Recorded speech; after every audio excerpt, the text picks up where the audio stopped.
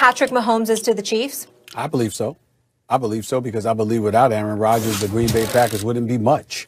The man is sensational. He's completed 69% of his passes, 36 touchdowns, 4 interceptions. Just in case, and I don't say that for you, for your edification, Max Kellerman. I say that for the Green Bay Packers. I just want to know, as an organization, how do you feel? How do you feel? How do you feel that we just learned the other day that when Aaron Rodgers threw to Tavon Austin, it was the first time he had thrown 2 passes. It was the first time he had thrown to a first-round draft pick at the wide receiver spot in his career. I just want to know how that feels. Think about that. Let's put that in its proper perspective. Aaron Rodgers, arguably the greatest quarterback from a talent perspective, arguably the greatest quarterback we have ever seen in NFL history this side of Patrick Mahomes. Aaron Rodgers, just the other week, threw a couple of passes to Tavon Austin. Tom Brady's got over 600 passes or something in his career. I think it's over 800 to a first round wide receiver, along with a bevy of others, Drew Brees and others, Matt Ryan too. Aaron Rodgers, just the other day, after all of these years in the league, been in the league since 2005, Aaron Rodgers just the other day threw a pass to a first-round wide receiver. That is just disgraceful. You're the Green Bay Packers, and you want to draft his successor. So Aaron Rodgers has put it on the show this year, reminded us all how sensational, how much of a bad man he is. He is reminding us, he is putting it on display. And even though Aaron Jones can run the football and Devontae Adams is a stud, guess what? They ain't Tyreek Hill. They ain't Travis Kelce. And a combination of Hill, Kelsey, McCole Hardman and Sammy Watkins and those boys. Oh, with Andy Reid and Eric Bieniemy. Oh, no, it's a different animal. Aaron Rodgers is working with considerably less. No disrespect to those brothers, Devontae Adams and Aaron Jones, because they could play.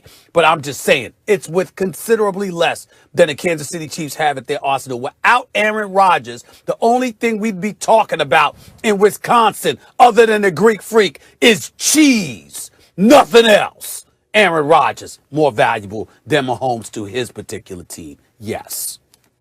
Well, I mean, look, these are the 2 best guys I've ever seen. I think if I have to choose between them, I think the edge goes to Mahomes. I'm not saying it's not close. Aaron Rodgers can do just like, if you want to say, what can Mahomes do that Aaron Rodgers can't do? Aaron Rodgers can do all the stuff Mahomes can do. Mahomes looks a little bit stronger than Rodgers physically. Maybe can... running I mean, they can both move, but just Mahomes looks a little stronger. And Mahomes has more of that rah-rah gunslinger stuff that teams seem to respond to. With Rodgers, is there tension between this guy and Rodgers? What about Favre and Rodgers, right, coming in? You don't hear that with Mahomes. With Mahomes, you hear his teammates love him. And that may be the difference. These types of arguments, who's more valuable to their team, usually boil down to who has the worst team. So you pick the guy whose teammates aren't as good as the other guys and say, aha, since his teammates aren't as good, he's more valuable to his team. You can make that argument, but I prefer this one. When you have a great team around you, what quarterback gives you the premium over everyone else? Not only making all the plays and messing up less than anyone else, not turning the ball over. I mean, look at Patrick Mahomes' touchdown to interception ratio for his career, let alone this year. But making all the special plays, right? Who can do that when it matters most? Rodgers been in the league a long time, been on some great teams, has 1 Super Bowl win for it, which is great. And his team has let him down, his franchise has let him down in terms of surrounding him with the best talent. Mahomes came in the league. It's not his fault he had great teammates. But Stephen A., 50 touchdowns, 12 interceptions, MVP, lost in the AFC Championship game because they took the win away and wouldn't let him touch the ball again. So he comes back the next year and wins Super Bowl MVP, improves his touchdown-interception ratio, does it again this year, improves touchdown-interception ratio again, hasn't gotten to the playoffs yet. But Stephen A., in the playoffs for his career, he's 3-1, should be 4-0 because of the AFC Championship game I just mentioned, right? Or is it 5-1 now? At any rate, what is it? How many touchdowns to 0 interceptions? He's even better when you need him most. You can't say anyone's more valuable to their team than Mahomes is to his. Max, work with me here for a second. Work with me here for a second. Who's the offensive coordinator for the Green Bay Packers? You have an answer? What's the point? Yeah, what's You don't know. Guess what? I didn't either. Not off the top of my head. No. I'm not getting on you for not knowing it off the top of your head. I'm saying to you, I didn't know either. I had to look it up. You know why, Max? Because he doesn't matter. That's why. You didn't know him. Give me a second. We know who Andy Reid is. We know who Eric Bieniemy is. He's the most celebrated guy without a job. We know that, right? Because he's the most celebrated guy without a job. Did I pronounce his name correctly, Molly? I just want to make sure I said Matt LaFleur. I didn't say that's LaFleur. right. I said LaFleur. Yeah. Okay, Matt LaFleur. I mentioned that name, right? Did I say correctly, Sometimes Molly? you think you're from Petty. All right. No, Yes. listen. Now listen. Matt LaFleur is 22-6 as the head coach. Did you know what his job was before he got to Green Bay? It was as the offensive coordinator for the Tennessee Titans. So forgive me, Max. I took the liberty looking up, with his last job before he was a head coach. They had the 27th ranked offense, okay, and they were 29th in terms of their pass offense, okay? It's amazing how Aaron Rodgers can change your fortunes. All I'm trying to say. Wait a minute. No. What I'm trying to say is that's a very curious way to look at it, Stephen A. That's a curious way to look at it. What I'm saying to you is this. All I'm saying is this. Yeah. Look at what you have. Aaron Rodgers, this is what he has. Look at the embarrassment of riches Patrick Mahomes has available to him. So the question is not who's better, it's who's more valuable to their particular team. I am saying Green Bay falls off the map without Aaron Rodgers. I don't think that happens with Kansas City if they lost Mahomes. That's my point. Very hard to concentrate because I'm racking my brains to remember the Green Bay Packers offensive coordinators. But the point is, Stephen A., the point is this. It's a curious way to look at it. When you say, what was LaFleur's last job before becoming Packers head coach? And somehow using that against him to say Rodgers is the one making him look so good. The much better way to look at it is, was the team substantially different before LaFleur got there? And what did they do before LaFleur got there? Mike McCarthy lost his job because he couldn't get it done essentially with his team. LaFleur came in, won 13 games. I'm not saying the man doesn't deserve to be the head coach. Doing this year. I'm not saying he doesn't deserve to be the head coach. I'm just talking about Aaron Rodgers. LaFleur deserves to be. He's done a good job. Not knocking him. I'm just saying Aaron Rodgers. Remember that, brother. He's something special. Chiefs first in points per game, and the Packers are second. Mahomes is first in QBR. Rodgers is second. Let's keep it out all day on ESPN and last night that he has done this before. The one thing you don't do and the only thing you don't do is give up a touchdown.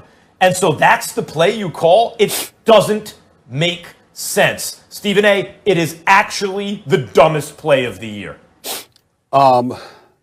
Max Kellerman, let me parse words here. It may have been the dumbest call, but it wasn't the dumbest play. The dumbest play was by the Atlanta Falcons on September 20th at Jerry World. That was the dumbest play. This onside kick by Zerline, it's not one, not two, not three, not four, not five, six different Atlanta Falcons are standing around the ball for an onside kick and literally waiting for that, treating it like it was I don't even know what to say. It's treating it like it was a punt. Okay, and they were like waiting for the ball to hit. And I understand they had to get to the 45-yard line. I get all of that. But you got six different Atlanta Falcons that could have pounced on the ball, and they treated it like it was a punt instead of an onside kick and blew the game and lost 40-39.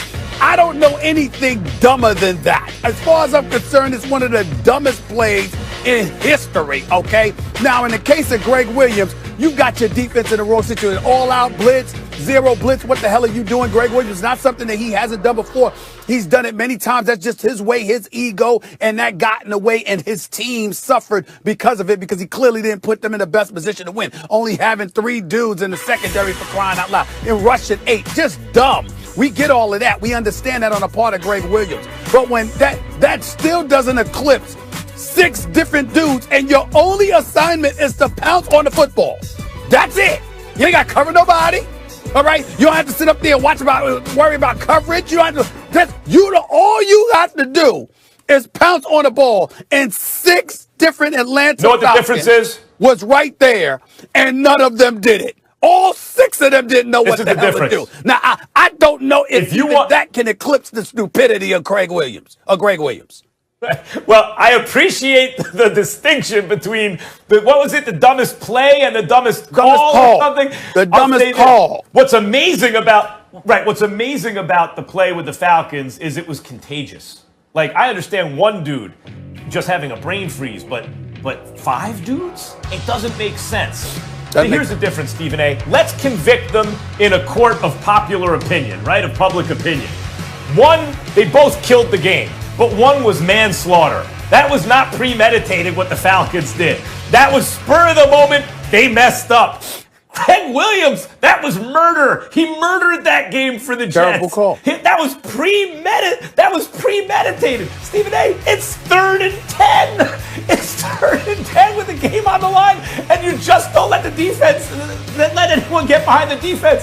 And they go 0. They have no safety, no nothing. They're in man coverage with the fastest dude on the field. I don't. Max, you missed something. What's the logic? You missed something. Not only were they in man coverage against the fastest dude on the field. The name of the cornerback was Lamar Jackson. I mean, damn.